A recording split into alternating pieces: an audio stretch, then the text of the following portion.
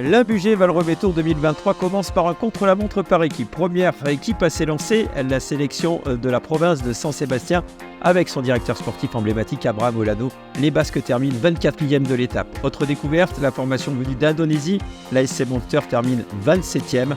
À revoir dans les prochains jours.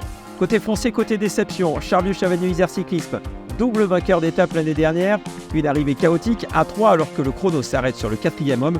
Plus de 4 minutes de perdu aujourd'hui pour Jean-Loup Fayol et sa troupe. Nous retrouvons l'équipe de France là aussi déçue, 13e de l'étape à plus de 2,40 du vainqueur aujourd'hui. La formation française qui devra attaquer dans les prochains jours sur les 4 étapes en ligne de l'Imbugé Val-Rhôme Tour. Le top 10, Jarno Vidar et sa troupe de Belgique terminent 10e. Le champion belge, vainqueur de la classique des Alpes cette année, perd 1 minute 29 aujourd'hui dans ce contre-la-montre par équipe.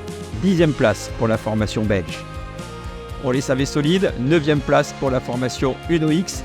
Les Norvégiens vont réaliser une belle performance, 9e à seulement 1 minute 14 secondes du vainqueur de l'étape aujourd'hui. À revoir là aussi dans les prochains jours, les Norvégiens auront leur mot à dire pour le classement général. Ils étaient attendus, Paul Sexas a des ambitions sur ce Imbugé Val-Rhôme Tour. Villefranche en Beaujolais termine 8e, 1 minute et 11 secondes sur les vainqueurs. Paul Sexas bien positionné ce soir au classement général avant les 4 étapes en ligne de cet Imbugé Val-Rhôme Tour. Villefranche à l'arrivée, 8e temps. La 7e place, belle performance pour le team Joly Haute-Garonne. On sait que Vincent Baudet et Adam Rafferty ont des ambitions confirmées. 7e place aujourd'hui, 1 minute et 3 secondes de retard pour la formation de la Haute-Garonne. Ils étaient attendus, ils ont répondu présent jusqu'au kilomètre 14, premier intermédiaire, meilleur temps pour l'équipe nationale des États-Unis, équipe nationale qui va se désunir dans la deuxième partie du contre-la-montre, seulement 6e à 55 secondes. On sait là aussi qu'il y a des coureurs qui sont là pour le classement général. Auguste et Parham sont positionnés ce soir à 50 secondes des vainqueurs du jour. 5e place, la formation britannique. Fensheim a réalisé une belle performance là aussi. Des garçons sont attendus pour le classement général. Beldon, Bush ou Grindley. 5e place pour les Anglais, battus de 45 secondes aujourd'hui sur ce contre-la-montre par équipe. La formation anglaise positionnée au classement général, 5e à 45 secondes. 4e, de belles ambitions là aussi pour Mathis Grisel, pour Baptiste Grégoire ou Aubin Sparfel. La formation AG2R Citroën U19 a répondu présent.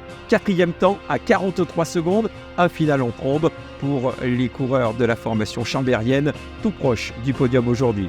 Les 3 meilleures équipes, la formation Cannibal Victorious, Bahrain Victorious, 3e temps aujourd'hui. 35 secondes de retard seulement pour ceux qui ont longtemps occupé la première place du classement. Là aussi, les coureurs ont des ambitions au classement général. Borman, Yakolev ou encore Diowowski, le coureur irlandais. 3e, la Cannibal à 35 secondes. 2e temps aujourd'hui pour la formation Akrog, la formation belge. 2e à seulement 12 secondes des vainqueurs. Niels Driessen ou encore Jesper Schoff sont annoncés pour le classement général. Formation belge 2e. Les vainqueurs nous viennent d'Allemagne.